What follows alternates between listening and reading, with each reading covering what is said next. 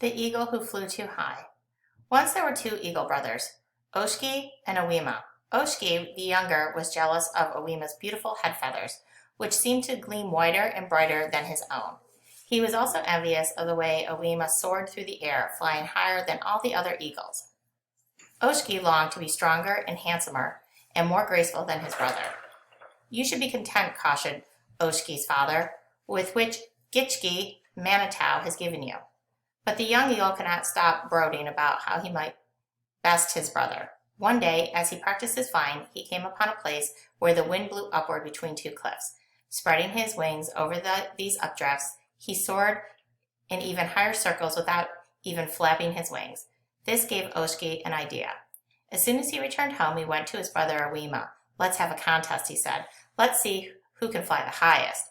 Owima good-naturedly accepted the challenge. "But what will be the prize?" he asked. "A feast," replied Oshki. "A feast where the winner may eat first and eat until he can hold no more."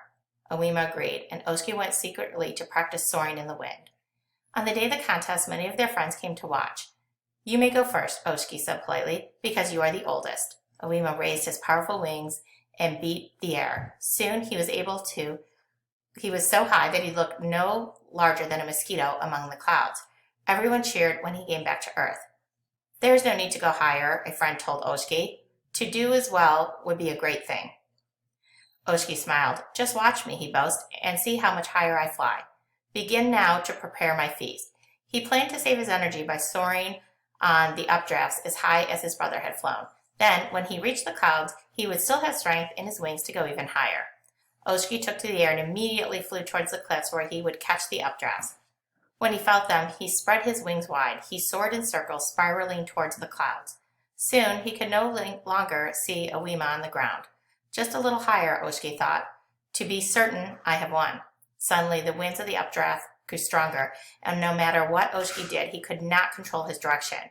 He was pulled closer and closer to the sun, though he beat his wings frantically. He felt the feathers on his head begin to burn and was dazed by the heat. He plunged back towards earth, his wings folded. Cooler air cleared his head, and he landed near Owima. He expected to be greeted with cheers, but instead he heard scornful laughter from his friends. "Oshki has won," someone said, "but look at him. He has paid a high price for his jealousy."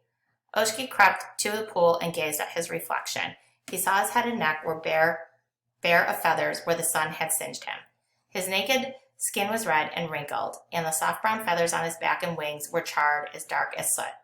In shame, Oshki crept away, and now, although he always finds enough to eat, he does not feast first. When other animals have had their fill, he feeds on their leftovers and leavings. Now we know poor Oshki as a vulture.